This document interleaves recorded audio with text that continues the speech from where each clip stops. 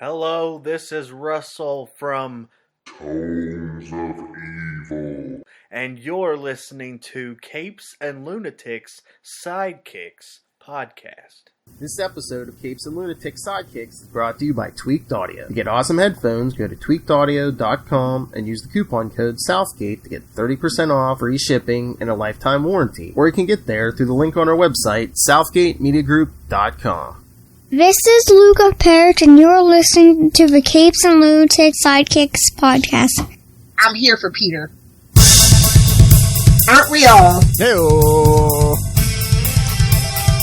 That's right, Atlantis Attacks Part 4, Love Hellfire. At last, it finally happens! The Atlanteans invade the surface. It gets wet, kids! Welcome back! Oh my. The Ultimate Spider-Cast. I am Phil. Like I said, joining me, it is... Lilith flippin' Hellfire!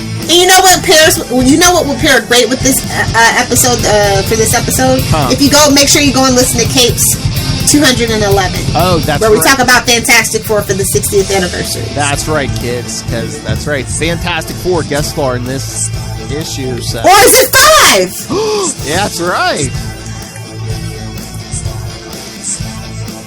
That's true, because Sharon Ventura is here, kids.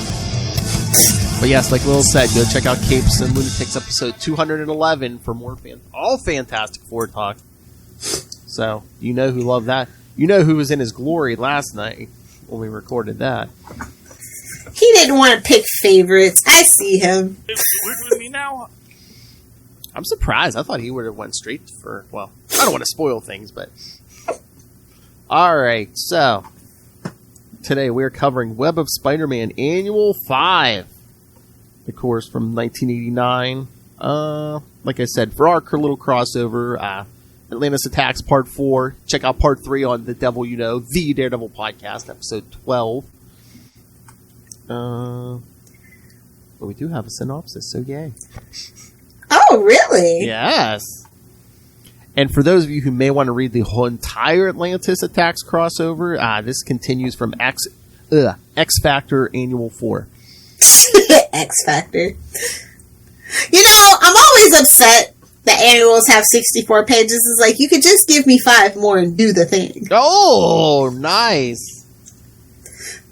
They wanted to keep... But 64 pages for $2, you can't beat it. Modern Comics could never. That's right. Seriously, that was a nice little... That was a really nice package in the summer. Big annuals, $2. You know. That was just a really nice package. I know. But they don't do that. Kind of like the things on this cover. Ew. What the F? Yes. Is it the Fantastic Four or 5? And why does that water look so sticky? Wow, look at all the Atlanteans popping out of it. Exactly. It's not water. Oh my, what is it? Some kind of seminal fluid, maybe? Whoa! Nobody tell It's a medical term! I don't think those are tentacles. It's web fluid. But we start this issue off in pure chaos, which I love. Oh, yes. Let's see, let me bring up the synopsis. With an Atlantean invasion force en route to the island of Manhattan, the military has been called to face this invasion force. Joining them are the Fantastic Four and Spider-Man. The tense Flip! That's right. The tense moment is being captured on live television. Suddenly, the Atlanteans arrive at Battery Park and make first blood. As an invasion force converges on the mainland, the Fantastic Four and Spider-Man rush into battle. Wait, what's this continuity note? Oh, and by the way, you have to do the credits before you get too far in. Oh, okay. Because, cover artist, Alex Saviuk. Ray's favorite. Yes. Writer, Jerry Conway, murderer of Gwen Stacy. Penciler. Take your drink, future Lilith. Penciler, Javier. And probably future frickin' Ray. Heyo. Yeah, drink your fancy man wine. Penciler, Javier Saltares. Inker, Randy Emberlin. Colorist, Bob Sharon. Letterer, Rick Parker. Editor, Jim Salicrup. An editor-in-chief, you already know. It's DeFalco. True. Oh, this must be for one of the backups. Yeah, Conway wrote one of the backups, but his penciler was Steve Ditko. What? Yeah, I forget which one, but yeah, one of those backups is a... Oh, is it the Professor Swan one, maybe? I was about to say, I think that is. Yeah, Steve Ditko. A random miracle one, right? I think, yeah. So, yes, the original Spider-Man penciler does a story in this annual, so if Atlantis Attacks ain't bringing you, maybe the Ditko. Heyo. Heyo.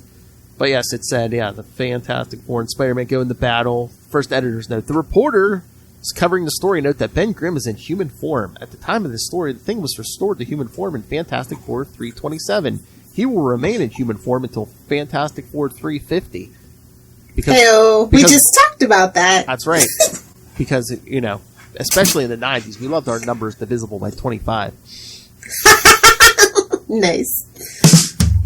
Alright. Back up. And it is strange to see Ben Grimm in human form, as they make note of in this issue. I know, it was weird in the 90s. Like, they actually kept them human for more than 5 minutes because, I guess the Fantastic Four did things, so it's like, yeah, I don't have to rush them back. And look what we can do for 350. They're all like, is Ben Grimm still a member of the Fantastic Four now that he's powerless? He's grandfathered in. Exactly, literally. Oh, look at Russell. Oh, no, Atlantis be attacking. At least this is a fun issue, I will say. Yeah, I think this is probably the funnest. Well, I don't know if you like this better than the Daredevil one or not, but yeah, this is probably the most fun we've had in the Spider-Man one. Well, it's like that. The story's actually like picking up and stuff, and there's like a lot of more interaction than people just being zombified and set looking for brides. I mean, did we have to kill time since it went through like everyone's annual? Of course we did.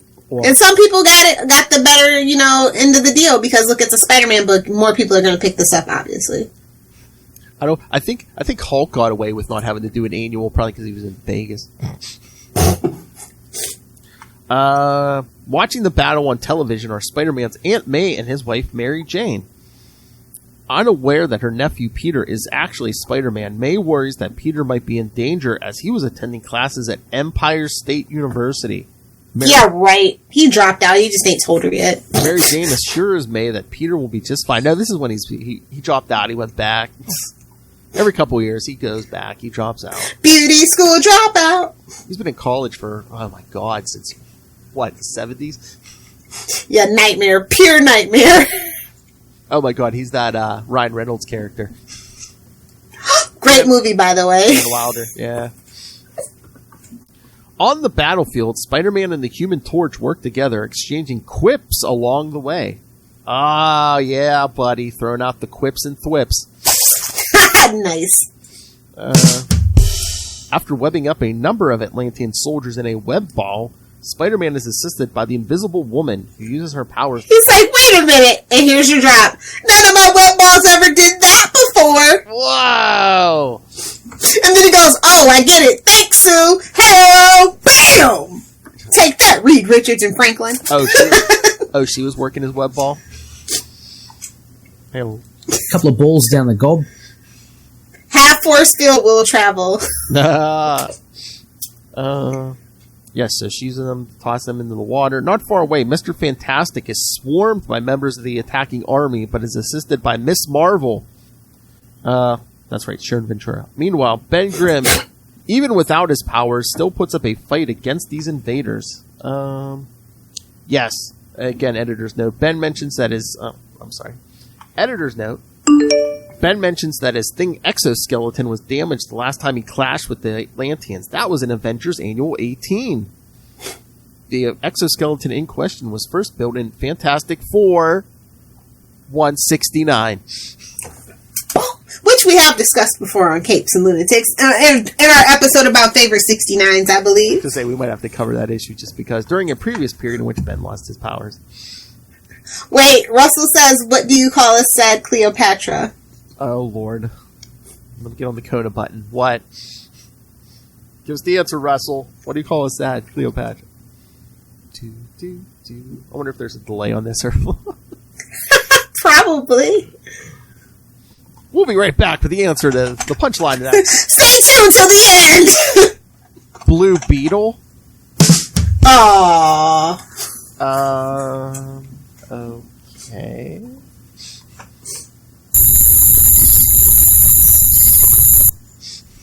Crickets. Was that a cicada? Yeah, give me the cicadas. Don't even give me the crickets. As more invasion forces converge on the shore, the battle takes another turn when a massive Atlantean sea creature called the Megasaur rises out of the water. Power Rangers would like to have a word with you. Exactly. At that moment... Oh, also be sure to check out Avengers Annual number 8 for context. What, for this? Mm-hmm. Oh, it's another editor's note. Yeah, 18. Yeah, that's the whole when Ben loses his suit, his thing suit. At that moment, under New York Bay, Atuma and his allies, Lyra and Gar, watch the battle. Somebody get Arnold Schwarzenegger on the phone. It's not Atuma! Atuma, or is it Atuma or Atuma? I like Atuma just because it's not Atuma. Atuma and his ally, Atuma assures them that this battle will be won. However, they are soon joined by General Eptitus, who is wounded. Sure. Heyo, who was wounded in battle. He warns Atuma that this battle is ill-advised and is killed for speaking out against Atuma. Hey, come on, you missed the joke. They released the Kraken. Nice. I was going to say, he got killed for giving the leader bad news. Where were they, in the Oval Office? No, they're at Doom's Castle. Unimpressed by this, Lyra and Gar leave to carry out their own tasks. They quietly gloat to each other that Atuma is a fool and how they plan on committing genocide on the Atlantean people. A sacrifice that will complete their mission to bring Set to Earth.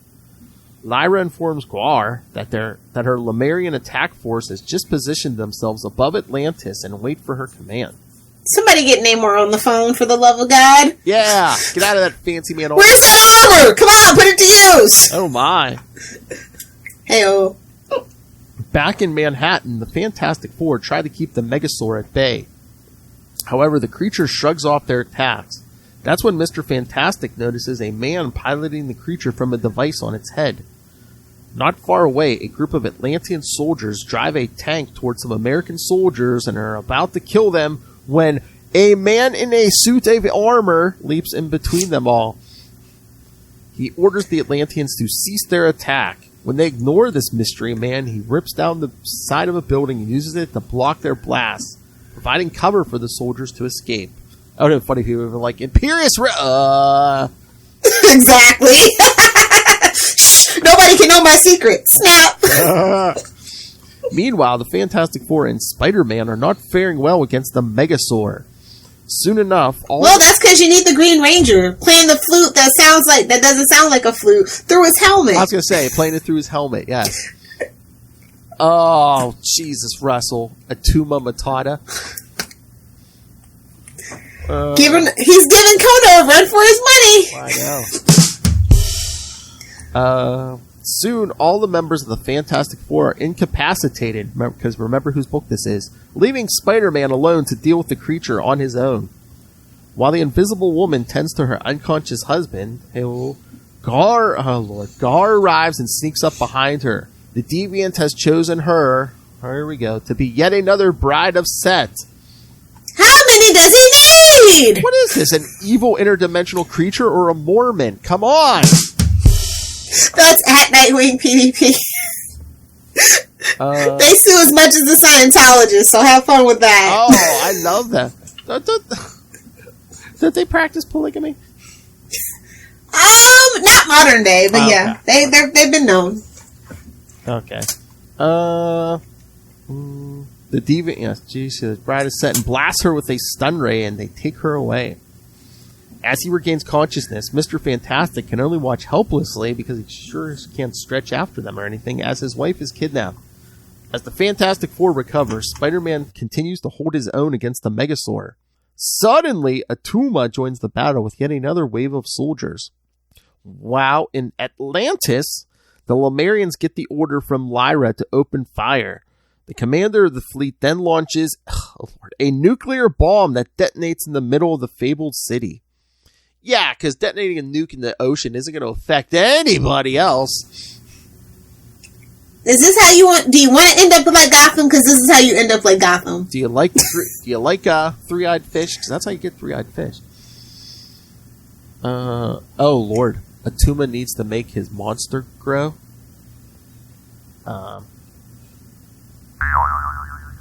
Is that where we were going? Wild, like an animal. There we go. Stick with the classics, Russ. Where are we at? Oh yeah, nuclear bomb, three-eyed fish. Back on the surface, Spider-Man has lured the Megazord to Times Square, where he taunts it into trying to hit him on the side of a building. When Spider-Man leaps out of the way, the Megazord's fist punches through an electronic billboard and is jolted by electricity that incapacitates the Atlantean piloting the creature. Oh, he said it's a Power Rangers reference. That's why. Oh, I know. That's just lost on Philip. Yes. Little Rita Repulsa action. Hey-oh.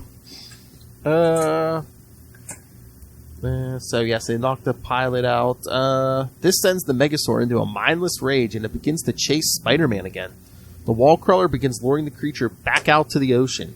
Once back in the waters, the creature returns to the sea without further incident.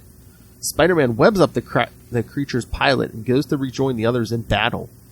At Battery Park, the battle rages on until reports come in about the decimation of Atlantis. Hearing that his kingdom has been destroyed, takes all the fight out of Atuma and its armies. Ordering his warriors to stand down, Atuma then surrenders. In the aftermath of the battle, Atuma is taken into custody and the recovery effort begins. At a press conference, Mr. Fantastic tells the press that his wife was kidnapped during the battle and that his team will do whatever it takes to get her back. When asked if he will assist, Spider-Man states that he will do everything he can to help. And for those of you interested in more Atlantis attacks, the fun continues in West Coast Avengers Annual 4.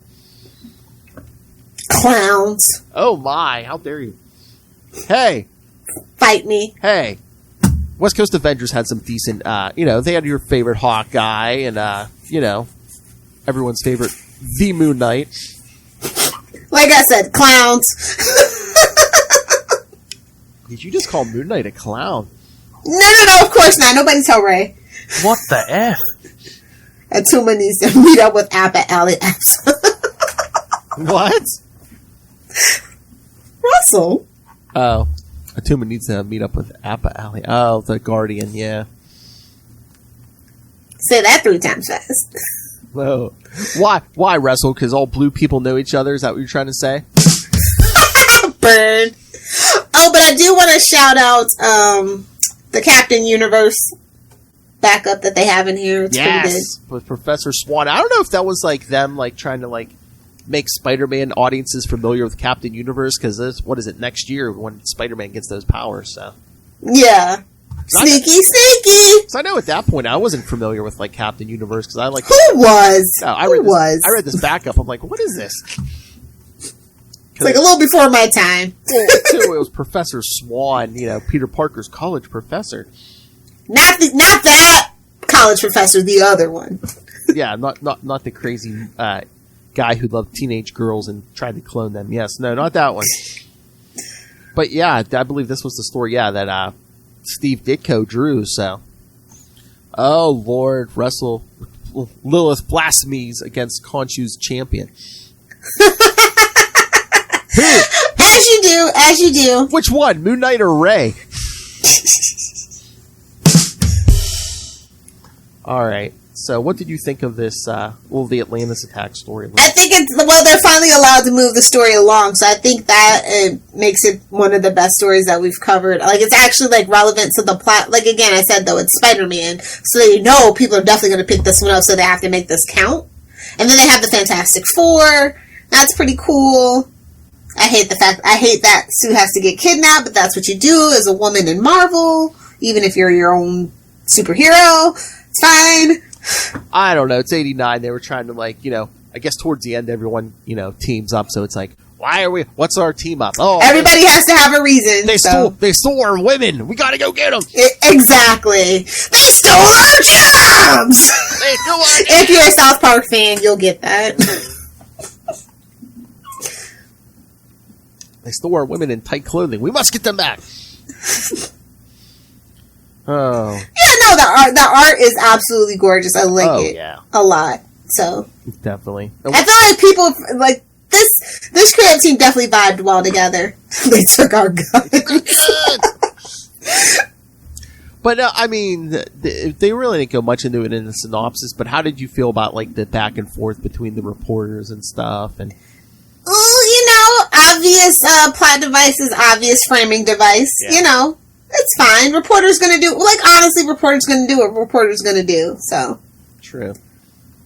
It wasn't bad. It's not a bad framing device. I mean, the airhead. It's a World War invasion, from other place. Of course, reporters are going to cover it. It's New York and Marvel. And the airhead Anchorman. I mean, nobody tells Stone Phillips, but yeah. Oh my! If you know, you know. It's like all the people in Detroit are going, yep. I was about to say, I was waiting for him to say, "Stay classy, New York." Nice. New York can't stay classy to save its life. Oh my! But on that note, yeah, this is a solid A+ for me. Oh, A+. I mean, on the scale of Atlantis attacks. Okay, was this of Atlantis attack stories? Don't get your hopes up. So out of the 4 we did, this was your favorite part? Well, yeah, because it moves the plot along. Yeah. It actually gives you some action, and I really like the characterization of the Fantastic Four in this one too. It's pretty neat. And I don't know about She-Hulk, but I know you're definitely here for Fantastic Four more than Cloak and Dagger. Exactly. Exactly. Like I said, She-Hulk was too sexualized, and it kind of rubbed me the wrong way. Hey-oh. Oh yeah, it was Liefeld, like I said. Bad touch.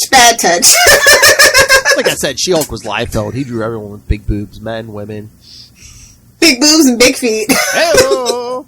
No, big boobs and little feet. No, stretched out feet, actually. That was so distracting. I was just like, what is this? Why would you focus on it? Have him hide his feet behind the corner of a building as he's just don't focus on it if you can't do it well. I know, I was just waiting for the day in the Liefeld thing. We never see anyone below the knees. Everybody's sitting at a desk.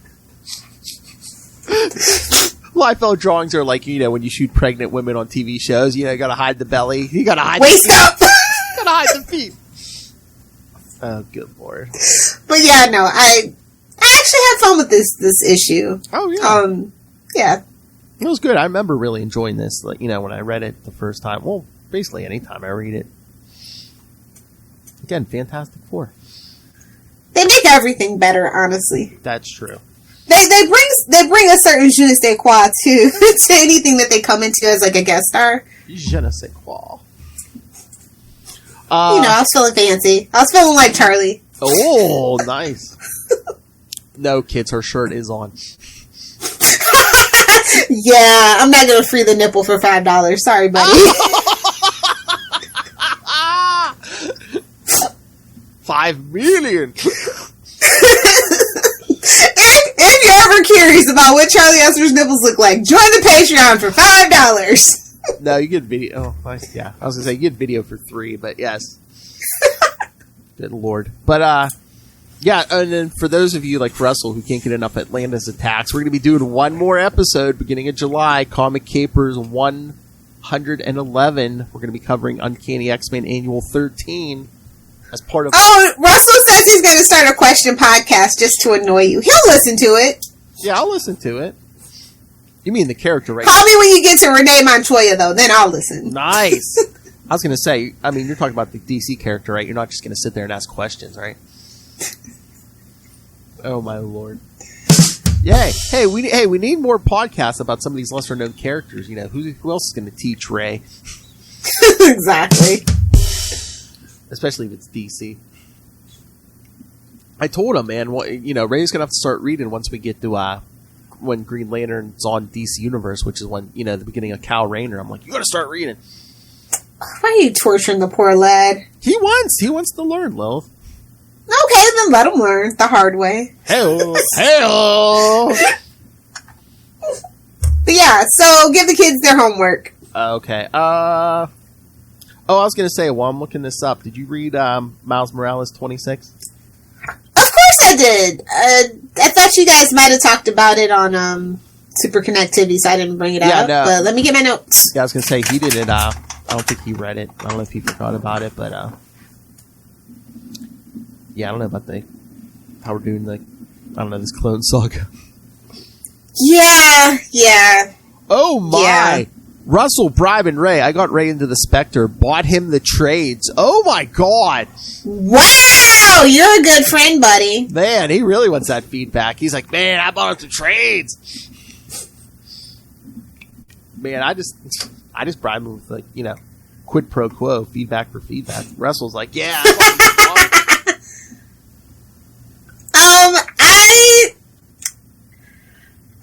I like the artwork, but this story, it's already getting on my nerves. I mean, we're only 2 issues in, and it's already exactly. It's Clone Saga. I'm terrified. So it's like 2 Spider-Man, and then there's already 3 freaking clones. I know, and they all have their each little names and stuff. Yeah, it's weird. And Miles will never be able to keep his Spider-Man side away from the rest of his life. You just gotta learn how to. You just gotta tell the truth, bro. Let the chips fall where they may at this point. Exactly.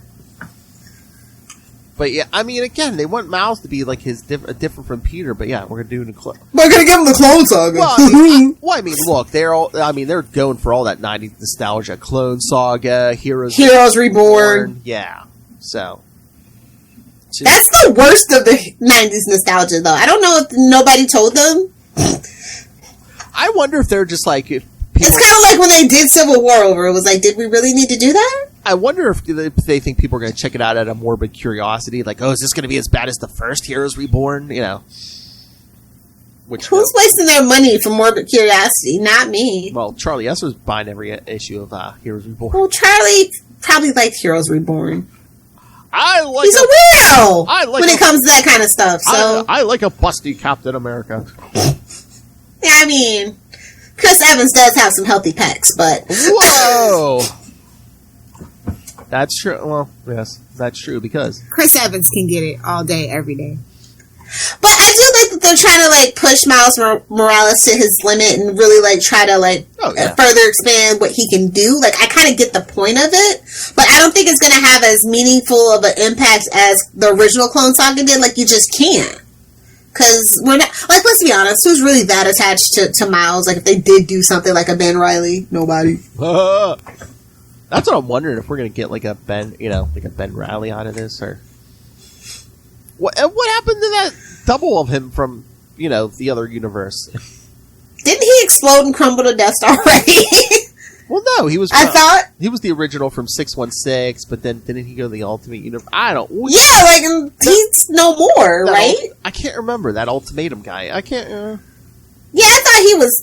Oh, maybe he's trying to use. Maybe because I was like, was he? Did he set this cloning thing in motion? Because I'm like, you got 3 clones. That would have been an interesting plot twist, at least. Where the hell did these 3 clones come from? I'm like, as far as yes. The PS4 game is more superior, but. Yeah, that's the only reason I want a PS5 is for those Spider-Man games. And the movie, yes, the movie. Well, that's the shirt I'm wearing, in case you're wondering if you're watching it on the YouTubes. Yes, that 3D shirt. Yes, that's from the games, kids. Oh my! Here's some 3D for you. Read between the lines. Oh, listen to her! Oh, how dare you mention I have a large chest? Yeah, Lil. Don't spread the rumor I am well endowed. Oh, no, don't spread that rumor. Oh, my! Oh, look at Russell. He says Ray only got into the Spectre because it's a hooded guy named Spectre. Oh, man, we have so many Moon Knight jokes just for Ray. See, Ray?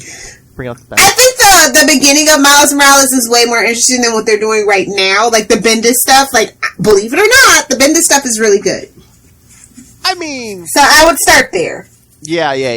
I again, it was Don't jump into this modern stuff if you have no context. well, like the early Miles Morales. It was very well grounded. You know, he was just a kid who got powers, and it was very, very like. You know, it's very reminiscent of, you know, how Peter started. It's a formula. It works for a reason. Yeah, I mean, But yeah, no, I'm just morbidly curious, absolutely, but I didn't necessarily buy this issue, but I bought the first one, but the second one, I'm like, you're gonna have to do something really spectacular for me to, like, actually put it on the pull list, so. and doesn't one of those clones say something about, it's like, oh, you don't have a brother, and then Peter swings in, yes, he does. Where is my next Into the Spider-Verse movie? Like, honestly, that's the only thing that I care about. I know, but doesn't that animation, like, take a while? I mean, they had this whole pandemic. That's true. That didn't stop nothing for animation studios. Oh, yeah, that's what I was going to say. Yeah, I think all the animated stuff, people said they could just work from home on that.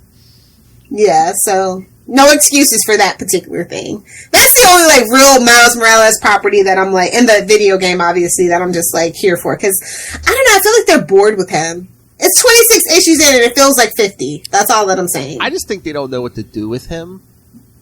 I don't know. I think they bit off more than they can chew. Because, I don't know, there's just so many other Spider books that I'd rather read, and I do love the character, but right now, I'm not interested. Well, I think it's like, you know, it's like the Peter problem. It's like they probably want to graduate him from high school, but they don't want to, like, jump the gun and stuff, and it's just like, you know.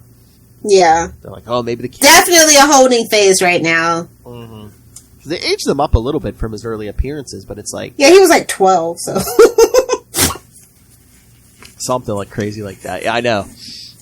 But yeah, I think that's the problem. They're like, okay, they want to do more with them, but they're like, we can't take him out of school. You know. I mean, they could give him the old homeschool route, and he could graduate early. There's a test you can take. I don't know if they know that. There's a test you can take. Well, again, too, I mean, he got, you know, he like won his way into this fancy school, so they're like, oh, can't really throw away the fancy school. He could get expelled. He is a black guy. They can come up with any excuse to expel him. I'm just saying. Well, that one guy was ready to throw him out, you know, because he's like, oh, you always disappear. Why are you always sneaking off? I mean, they had their perfect out, and I guess they want to keep the school for the drama of it all, but... And then, too, it's like, you know, you can spend more time with Gank and stuff if he's in school. True. Yeah, they're at a crossroads with this character. I mean, obviously, we've just completed our first, like, 25. Yes. So we have to do something fresh and different, although it's not fresh and different, but you know what I mean. Oh, yeah. Well, updated versions of old stories, yeah. Modern comics! Waka waka waka! It says legacy numbering was at 266, but I don't think those are all Miles's. I think... No, they're not! Well, no, I think they went... Because originally, wasn't he in a book just called Spider-Man? I think they were going from the numbering... Yeah. From the 90s series, yeah. She's like, sneaky, sneaky! Please, is anyone read a Miles for legacy numbering? I don't think so. No. Marvel, never change. You're an absolute mess. I don't remember 206... Your movie universe might be cohesive, but your comic book universe is an absolute catastrophe. I don't remember 266 issues of a book called Miles Morales Spider-Man. Oh my god. Alright, so are we done here? Definitely. Give the kids the homework, pay some bills, and let's enjoy our Saturday. So yes, kids, yeah, if you, like Lilith said in the beginning, if you like Fantastic Four, yeah, go check out Capes and Lunatics 211, dropping on Memorial Day. So as you're barbecuing, or marinating your ribs, or whatever you're doing, be sure to listen. Yes. We did a big Fantastic Four 60th anniversary special, so. In race and in feedback, Russell. Alright, next week on Ultimate Spider-Cast, we'll be covering Amazing Spider-Man 247 and 248! Thunderball! It's happening! This is not a drill, kids! Get your drinks ready! And also the backup story, the classic kid who collected Spider-Man. Phil? I didn't know they wrote a story about you. Hello! That's right. So yes, that classic story, plus we're going to be getting some Thunderball jokes. And not just James Bond jokes. Russell, I sent in feedback for that one months ago! I know, Russell. I have it in there. It's loaded, ready to go. That's right. Then in 2 weeks, again, it'll be another Scarlet Spider Dad Fest with Spectacular Spider-Man 228 and Web of Spider-Man 129. Time Bomb! Heyo. Oh, that's right. The last, that's like the last issue of Web of Spider-Man. I hope. Oh, yeah, I hope Phil wasn't that kid. Yeah, I know, Russell. Don't expect a happy ending there.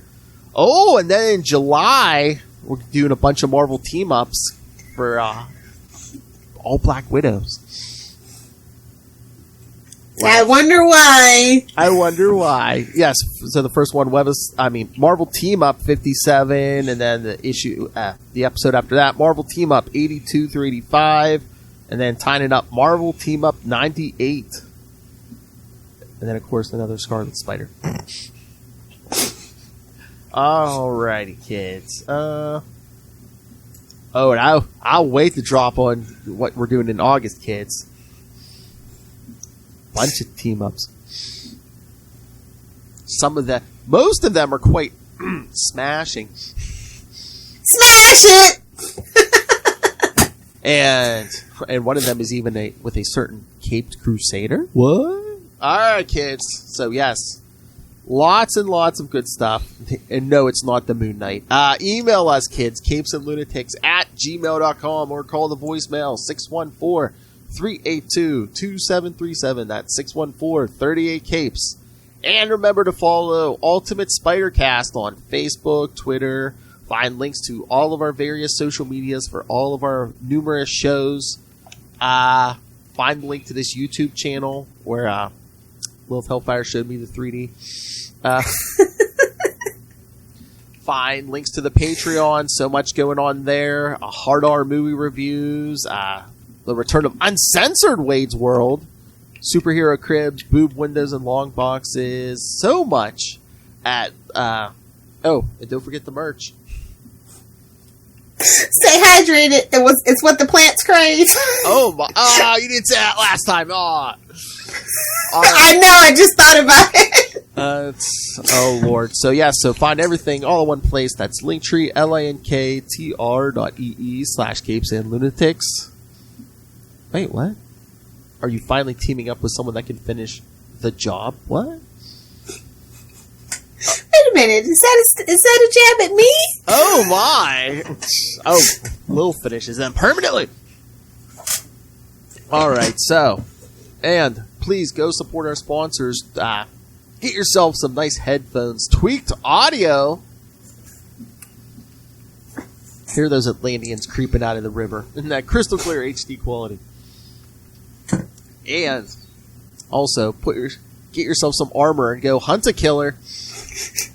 Be like Namor, Imperious Rex! Help Michelle Gray solve a cold case. It's like an escape room in a box. Fun by yourself or fun with a group. Heyo! Make Lilith happy and go hunt a killer in a Speedo. Lilith had a movie made of her life. Oh, did she wrestle? Here we go. And also, if none of that interests you, go pick up Pod Life the book, now in digital paperback. Learn the ins and outs of podcasting from the experts, and... Rob Southgate. Nice. She doesn't eat them, she just kills them. All parody and satire. Yeah, all parody and satire. Although I'm sure Lilith Hellfire's killed a man in a hot tub, that's all I gotta say. Anyway, so yes, and you can get Pod Life the book and anything else on Amazon, and when you do, use the link for... Say hi to me! That's right, say hi to Lilith, because she's always hanging on Amazon, when IKEA's closed. So, when you do, use the link for Southgate Media Group right down there in the show notes. Help us support the show, the network, and that man... lurking in the shadows, trying not to say Imperious Rex! In his Speedo, Rob Master Doom Southgate. Make it rain, so says Master Doom. What did you say? Why did your eye drift over to my box? I get so much right. Mark my words. Lilith. If you nerds want to hang out with me on the interwebs, be sure to swing over to Twitter and find me at Lilith Hellfire, on Instagram at Lilith Hellfire69, and of course, that wonderful clock app, TikTok, at Lilith Hellfire69. I'm about to get it as well. Bye, Felicia. It's fine having a sausage fest. Boy, Yeah, 2 weeks, kids. All right. Thank you for joining us. Again, 1 week, Amazing Spider-Man 247 and 248. Ball! Nice! Get your jokes ready, kids. But until then, swing on that. Thwip it good.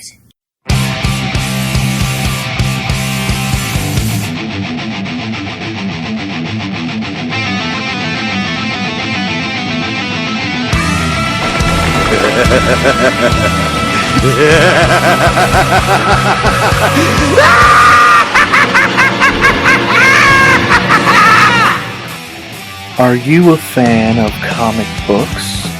Are you a fan of comic book villains? Well, join me, Russell, as we take a walk on the dark side with Tomes of Evil, the podcast dedicated to discussing, analyzing, and overall glorifying the villains of Marvel Comics, DC Comics, and all your favorite indie books. Tomes of Evil, a comic book villain